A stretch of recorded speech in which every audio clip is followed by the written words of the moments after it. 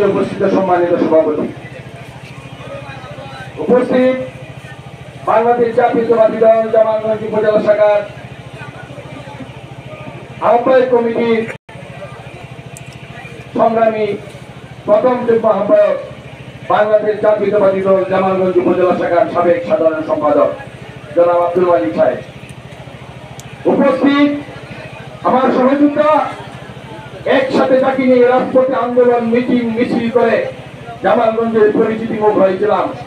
আজকে আহ্বায়ক কমিটির দ্বিতীয় যুগ্ম আহ্বায়ক, ছাত্র ক্ষমতা প্রাপ্ত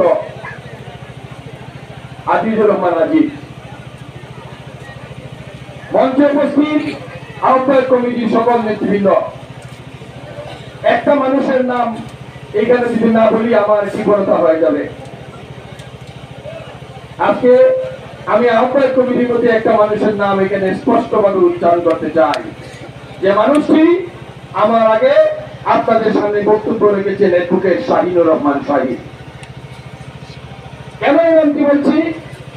আমরা বিগত স্বৈরাচার বিরোধী আন্দোলনে এই জামালগঞ্জ উপজেলার যতজন মানুষ আমরা কারাগারে গিয়েছিলাম, জেলে গিয়েছিলাম, মামলায় বাড়িতে বাড়িতে বাড়িতে না থেকে বিভিন্ন জায়গায় ঘুরে গিয়েছিলাম। সুনামগঞ্জের কোর্টে যিনি আমাদেরকে আটকে রেখেছিলেন বিনা স্বার্থে বিনা টাকায়, যিনি আমাদের সমস্ত মামলাগুলো পরিচালনা করেছেন, আমাদের মধ্যে সেই মহান ব্যক্তিত্ব আমার ছোট ভাই শাহিনুর রহমান শাহিনকে আমি আজকে শ্রদ্ধা করে স্মরণ না করতে পারি নাই, স্মরণ করতে পারছি বলে আমি নিজেকে ধন্য মনে করছি। বন্ধুগণ, আমার রাজনৈতিক জীবনে দুইটা স্বৈরাচার বিরুদ্ধে আন্দোলন করেছি। রাজনীতির বয়স হয়েছে প্রায় 40 বছর। প্রথম আন্দোলন করেছি স্বৈরাচার বিরোধী, এরশাদ বিরোধী। আজানের চিহ্ন 1982 সালে যখন এরশাদ সরকার ক্ষমতায় এসেছিল, সেই স্বৈরাচারের বিরুদ্ধে আন্দোলন করেছিলাম 1999 থেকে 90 সাল পর্যন্ত। আজকে মঞ্চে যারা আছেন তাদের নেতৃত্বে তখন আন্দোলন করেছি, মামলা হয়েছে, মামলা মোকাবেলা করেছি, রাজপথে মিছিল করেছি, মিটিং করেছি, পুলিশের সাথে মারামারি করেছি, হিট করেছি, পুলিশের নির্যাতন সহ্য করেছি।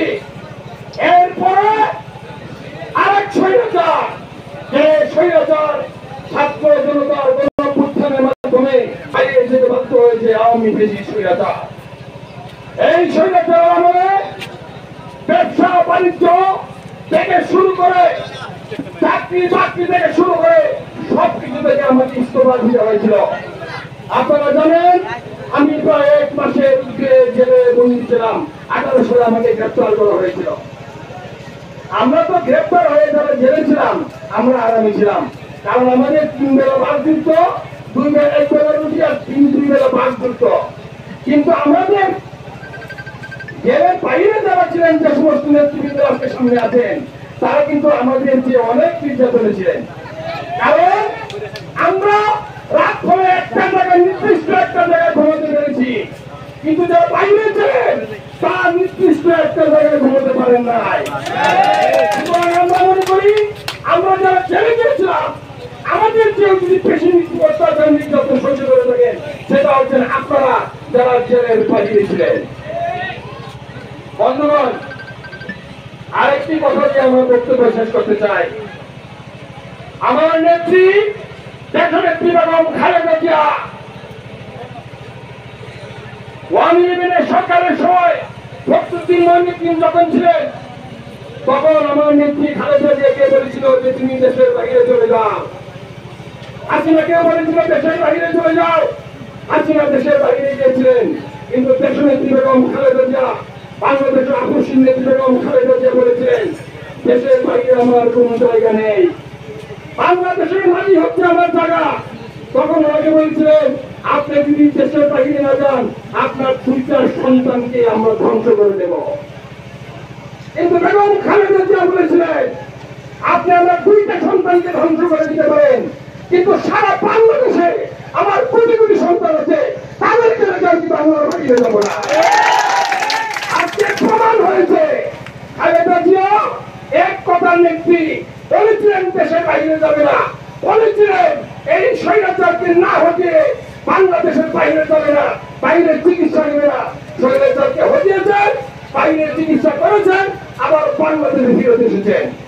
বন্ধুগণ, তাই বলতে চাই, এখানে আরেকটা কথা, একটা মিনিট আপনাদের কাছ থেকে অনুমতি নিতে চাই, একটা মিনিট। আমার চাচা কবির চাচা একটা কথা বলেছেন, আমরা বিষয়টি আমাদের নেতৃবৃন্দকে জানিয়েছি। আসলে আপনি কাকে কি করবেন? যে নেতা হতে চায়, যে ফেসবুকে পোস্ট দিয়ে সভাপতি হতে চায়, সেই যদি আওয়ামী লীগের, ছাত্রলীগের ইউনিয়ন কমিটির সেক্রেটারিকে নিয়ে আজকে মিছিলে আসে, তাহলে শাস্তিটা কি ওর হইতো না যে নিয়ে আসছে তাহলে তো ভালো করা। তাইলে এই বিষয়টি আমরা আপনাদেরকে জানিয়েছি। পরিশেষে আপনাদের সবাইকে উদাত্ত আহ্বান জানাই যে আগামী দিনে আমাদের সমস্ত নেতৃবৃন্দ একটা কথা বলেছেন, টাকার হাওয়ারের কথা, টাকার হাওয়ারের কথা। আমরা নেতৃবৃন্দ যারা আছি সবাই মিলে ঐক্যবদ্ধ হবে ডিসি সাহেবের সাথে মিলে যেখানে যেখানে যাওয়ার লাগে আমরা চেষ্টা করবো আমাদের প্রাণপণ ভাবে, যাতে আগামী দিনে আমরা আপনারা সবাই সত্যভাবে বাঁচতে পারে সেই চেষ্টা করবো। পরিশেষে সবাইকে খালেদা জিয়ার পক্ষ থেকে সংগ্রামী অভিবাদন এবং শুভেচ্ছা জানিয়ে আমি আমার বক্তব্য শেষ করছি। খুদা হাফেজ।